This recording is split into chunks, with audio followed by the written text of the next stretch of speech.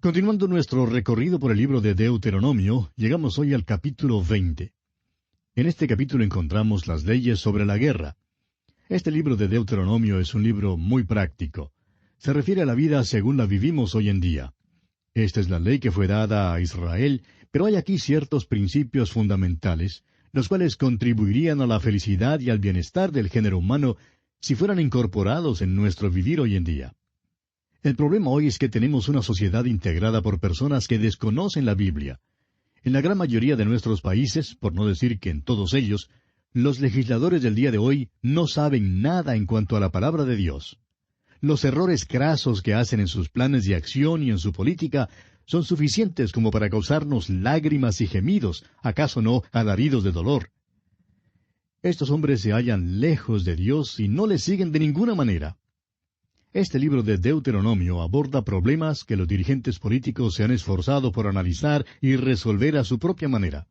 Han luchado con estos problemas por muchos años. Algunos países han tenido dificultad en reclutar a los jóvenes para el servicio militar. Es que los jóvenes tienen dificultad en saber las condiciones en que un hombre debe servir a su patria o no servirla. Israel tenía estos mismos problemas.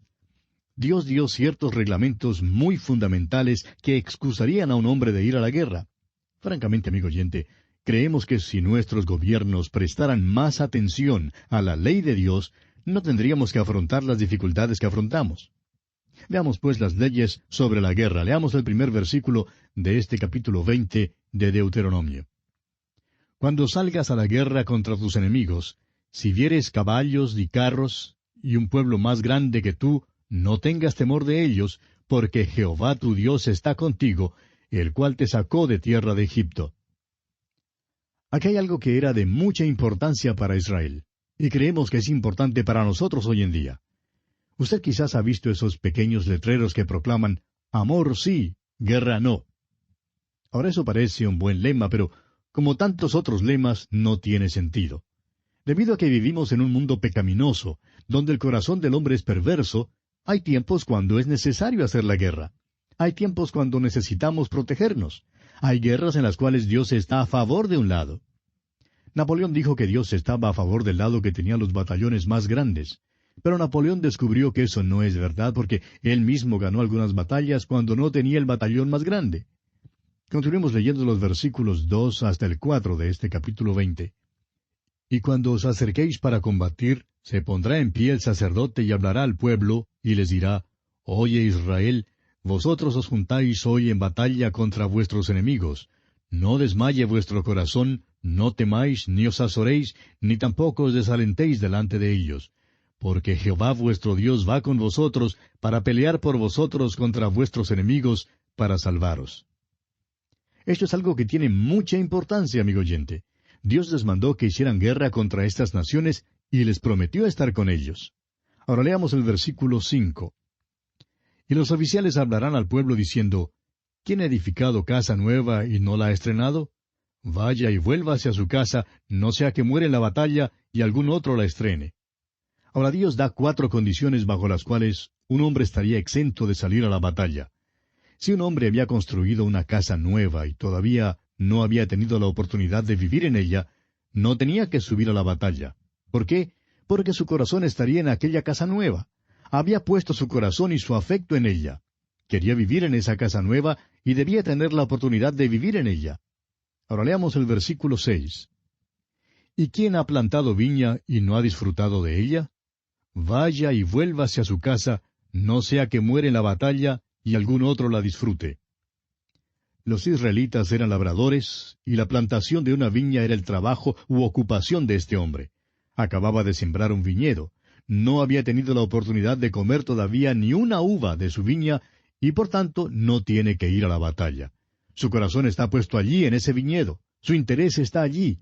Puede entonces quedarse hasta cuando coma de él, hasta que se establezca como labrador.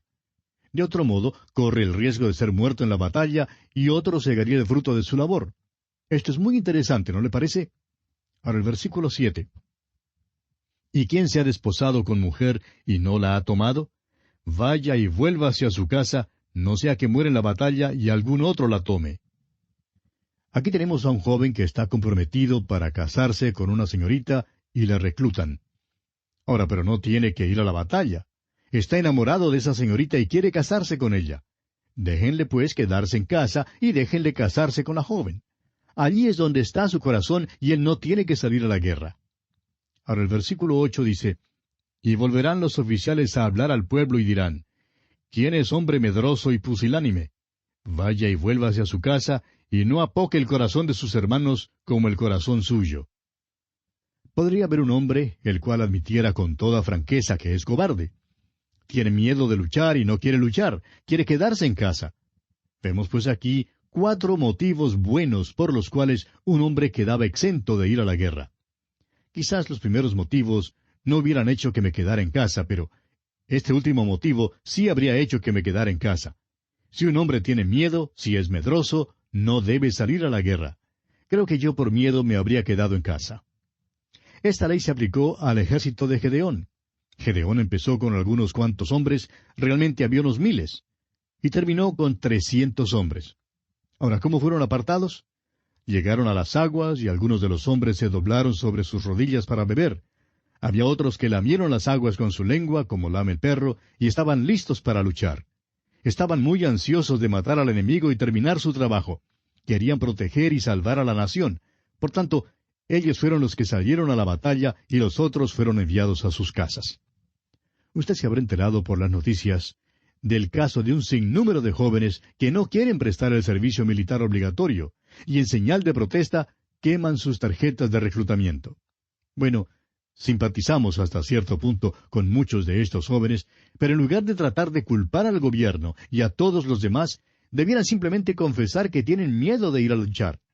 Ese es un buen motivo. Eso sí me habría eximido a mí de ir a la batalla, de eso estoy seguro.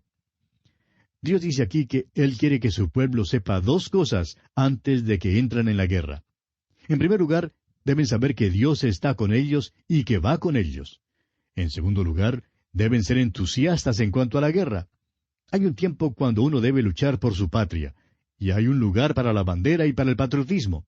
Siempre vemos que Dios es muy sabio.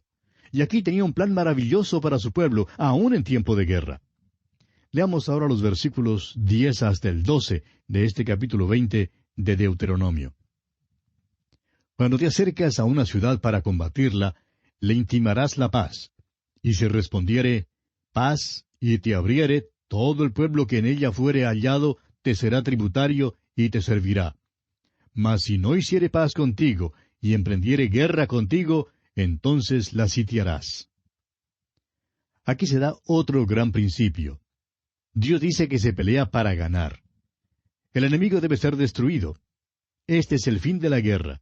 Si ganar no es el fin o el propósito, no hay entonces motivo para que una nación vaya a la guerra. Yo amo a mi patria y amo a mi nación, y cuánto deseo que la nación se encamine por los caminos y los principios dados por Dios. Dios sigue diciéndoles que los hombres debían ser muertos, pero que las mujeres, los niños y los ganados podían ser llevados como botín y ellos podían comer de ese botín. Ahora leamos los versículos 15 hasta el 18 de este capítulo 20 de Deuteronomio.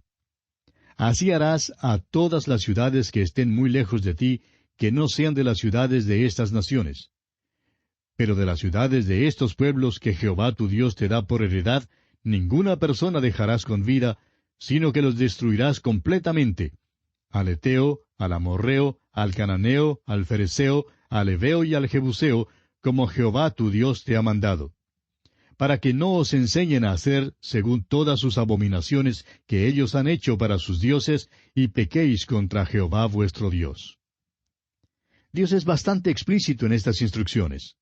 Él les dice que podían llevarse como botín las mujeres, los niños y los ganados en las ciudades que estuvieran lejos de ellos. Pero las ciudades de los pueblos que él menciona en el versículo 17 no debían dejar a ninguna persona con vida, ni hombres, ni mujeres, ni niños. Todos debían ser muertos. Y la razón que el Señor da es la que está aquí en el versículo 18, para que no aprendieran los israelitas las abominaciones que esos pueblos habían hecho para sus dioses y pecaran entonces contra Dios. Es decir, que Dios les está protegiendo de una contaminación espiritual. Dios dio aquí algunos principios muy buenos, y tememos que nos hayamos apartado muy lejos de ellos en nuestros días.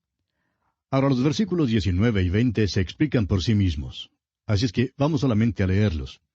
Cuando sities a alguna ciudad peleando contra ella muchos días para tomarla, no destruirás sus árboles metiendo hacha en ellos, porque de ellos podrás comer, y no los talarás, porque el árbol del campo no es hombre para venir contra ti en el sitio. Mas el árbol que sepas que no lleva fruto, podrás destruirlo y talarlo, para construir baluarte contra la ciudad que te hace la guerra hasta sojuzgarla. Y así termina nuestro estudio del capítulo 20 de Deuteronomio. Llegamos ahora al capítulo 21. En este capítulo 21 encontramos las leyes que regularizan el asesinato, el matrimonio y los hijos delincuentes. Todavía estamos en la sección tocante a los reglamentos religiosos y nacionales, la cual se extiende desde el capítulo 8 hasta el 21. Encontramos que hay leyes interesantes y extraordinarias que dictaminan sobre muchos aspectos diferentes de la vida de Israel. Veamos pues en primer lugar las leyes en cuanto al asesinato. Leamos los primeros 4 versículos de este capítulo 21 de Deuteronomio.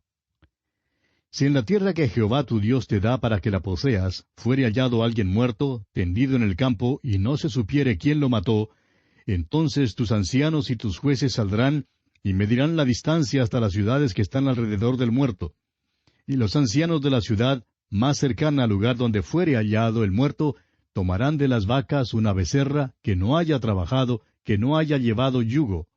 Y los ancianos de aquella ciudad traerán la becerra a un valle escabroso, que nunca haya sido arado ni sembrado, y quebrarán la cerviz de la becerra allí en el valle.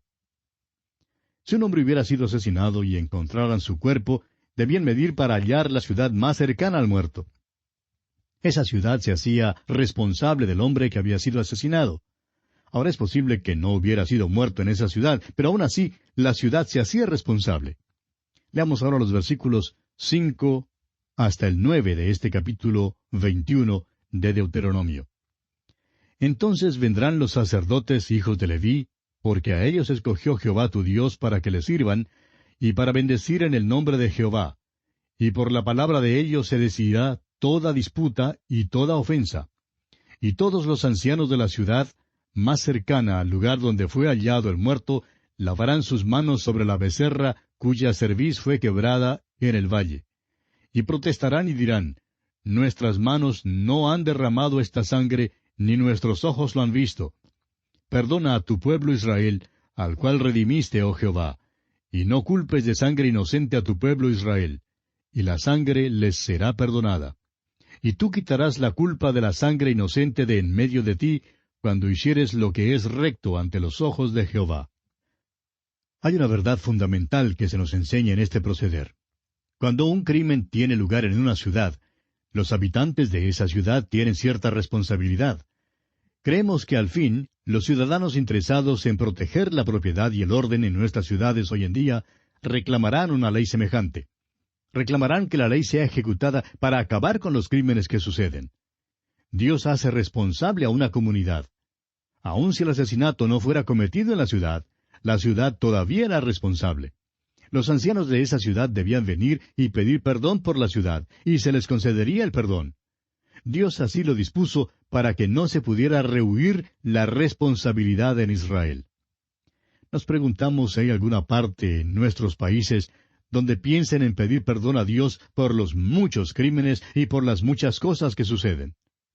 Es una cosa decir que la situación es terrible, que las cosas andan mal, pero es otra cosa llegar a Dios para pedirle perdón por la nación. Dios, perdónanos hoy día nuestros pecados. ¿Sabe usted, amigo oyente, que Cristo fue muerto fuera de la ciudad? Así fue, y fue su muerte la que pudo salvar a sus asesinos. Creemos que el centurión romano, el que estaba encargado de su muerte, es uno de los hombres que fue salvo. Ahora los versículos 10 hasta el 17 dan leyes que gobiernan el matrimonio con una esposa cautiva, y leyes que dictaminan los derechos del primogénito en el caso de un hombre que tiene 2 esposas y ama a una y aborrece a la otra. Veamos ahora las leyes concernientes a los hijos delincuentes. Leamos los versículos 18 al 21 de este capítulo 21 de Deuteronomio. Si alguno tuviera un hijo contumaz y rebelde, que no obedeciera a la voz de su padre ni a la voz de su madre, y habiéndole castigado no les obedeciere, entonces lo tomarán su padre y su madre, y lo sacarán ante los ancianos de su ciudad y a la puerta del lugar donde viva. Y dirán a los ancianos de la ciudad, Este nuestro hijo es contumaz y rebelde, no obedece a nuestra voz, es glotón y borracho. Entonces todos los hombres de su ciudad lo apedrearán y morirá. Así quitarás el mal de en medio de ti, y todo Israel oirá y temerá. Tenemos aquí una ley tocante al hijo pródigo. Esto es lo que debía haber acontecido cuando el hijo pródigo regresó a casa. Podemos comprender entonces cuánto escandalizó nuestro Señor a la multitud que le escuchaba cuando les dijo la parábola del hijo pródigo. La multitud creía que el muchacho sería apedreado. Imagínese su sorpresa cuando nuestro Señor Jesucristo dijo que el Padre salió para recibir al muchacho. Ellos estaban esperando que el muchacho recibiera lo que justamente merecía. A este muchacho le correspondía la deshonra, merecía morir. ¿Pero qué hace el Padre? Abraza al hijo y dice, Mi hijo se había perdido y es hallado. Amigo oyente, yo me alegro de que no nos hallemos hoy bajo la ley. Si hubiéramos venido a Dios buscando justicia bajo la ley, habríamos sido muertos a pedradas como cualquier hijo delincuente. Pero hubo misericordia para nosotros.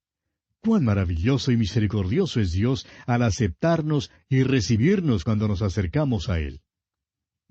Bien, leamos ahora los versículos 22 y 23 de este capítulo 21 de Deuteronomio. Si alguno hubiere cometido algún crimen digno de muerte, y lo hiciereis morir, y lo colgareis en un madero, no dejaréis que su cuerpo pase la noche sobre el madero, sin falta lo enterrarás el mismo día, porque maldito por Dios es el colgado. Y no contaminarás tu tierra que Jehová tu Dios te da por heredad. Un criminal que fuese ejecutado colgándole en un madero, es decir, crucificándole, no debía dejarse en el madero toda la noche. Eso era porque todos los colgados en madero son maldecidos por Dios. Ahora nos parece extraña esta ley que se menciona aquí. La forma de pena capital que era usada en Israel era la lapidación. Al parecer, los israelitas no usaban la crucifixión como forma de pena capital. Lo que esto significa entonces es que mataban a pedradas a una persona y luego la colgaban en un madero. Dice aquel versículo 22, y lo hiciereis morir, y lo colgareis en un madero. Sería pues colgado en un madero si fuera criminal de los peores. Esto pondría su cuerpo en exhibición para que se viera que había muerto por un crimen terrible y para que sirviera de escarmiento a los demás. El cuerpo era quitado del madero al anochecer y debía ser enterrado. Ahora el motivo para esto era que había una maldición sobre el que fuera colgado en un madero. Creemos que ni Moisés ni los hijos de Israel se dieron cuenta del significado completo de esta ley. El apóstol Pablo, escribiendo su carta a los Gálatas, capítulo 3, versículo 13, habla en cuanto a esta declaración de la ley y se la aplica a Cristo. Dice, Cristo nos redimió de la maldición de la ley, hecho por nosotros maldición, porque escrito está, maldito todo el que es colgado en un madero. En los tiempos de nuestro Señor, Él fue entregado en manos de los romanos para la ejecución. Ellos gobernaban en Palestina, y por tanto la pena de muerte sólo podía ser ejecutada en Roma. Nuestro Señor fue crucificado sobre una cruz romana. Roma entregó la decisión de crucificarle, y Él fue puesto en un madero. Ahora Pablo vuelve a eso y dice que cuando Cristo colgaba allí en el madero, tomó nuestros pecados y fue maldecido de Dios en aquella condición. Llegó a ser maldición por nosotros porque nos redimió de la maldición de la ley. Nos redimió de la maldición del pecado, nos redimió de la pena del pecado y ha comprado nuestro perdón. ¿Por qué? Porque fue hecho maldición por nosotros. Se hacen hasta molestos los que disputan en cuanto a si los romanos o los judíos son los culpables de la muerte del Señor Jesús.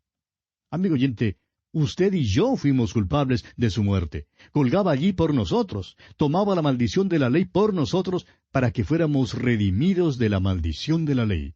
Nos redimió de la maldición de la ley una vez y para siempre. Dice el apóstol Pablo, Cristo nos redimió de la maldición de la ley, hecho por nosotros maldición, porque escrito está, maldito todo el que es colgado en un madero.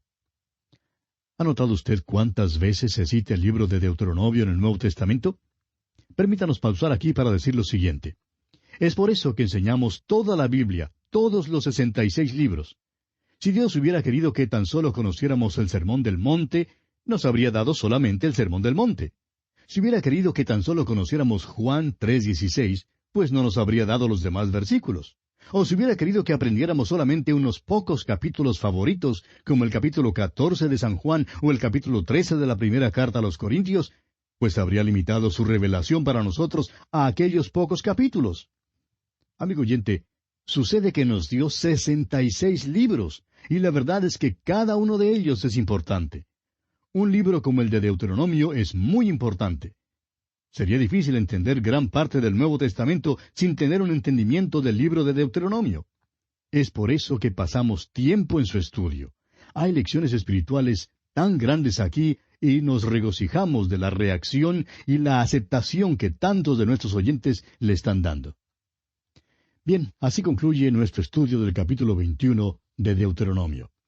En nuestro próximo programa, Dios mediante, comenzaremos a estudiar el capítulo 22.